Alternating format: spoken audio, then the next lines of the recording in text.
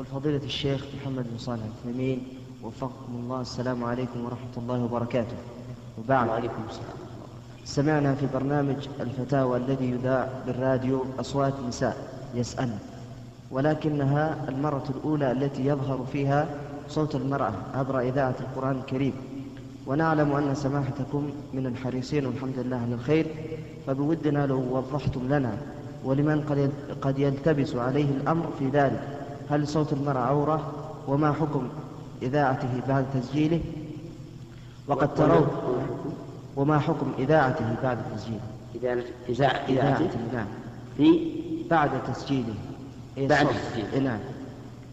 قل وقد ترون أن من الأفضل أن يعود طرح الأسئلة كما كان سابقا عن طريق مذيع البرنامج، وفقكم الله وبارك فيكم. الجواب على هذا أن نقول صوت المرأة ليس بعورة بنص القرآن. قال الله تبارك وتعالى لأمهات المؤمنين زوجات النبي صلى الله عليه وعلى آله وسلم: فلا تخضعن بالقول ولا تخضعن بالقول فيطمع الذي في قلبه مرض. فقوله ولا تخضعن بالقول فلا تخضعن بالقول، صواب الآية فلا تخضعن بالقول، فقوله فلا تخضعن بالقول إذن بالكلام مع الرجال، وأن المرأة لا بأس أن يسمع صوتها الرجل لكن بدون خضوع.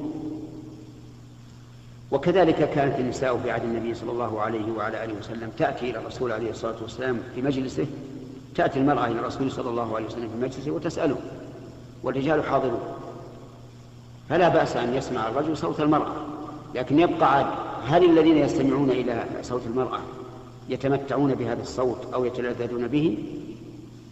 يكون المسؤول هو الرجل الذي يتمتع بأصوات النساء أو يتلذذ به. أما صوت المرأة من حيث هو فليس فيه شيء إطلاقا. ثم إن غالب النساء التي يسألن في هذا البرنامج يسألن مسائل فقهية أو عن تفسير آية أو ما أشبه ذلك، شيء ما يمت إلى الفتنة بصلة، وإلا فنحن إن شاء الله تعالى من أحرص الناس على تحاشي ما يكون به الفتنة.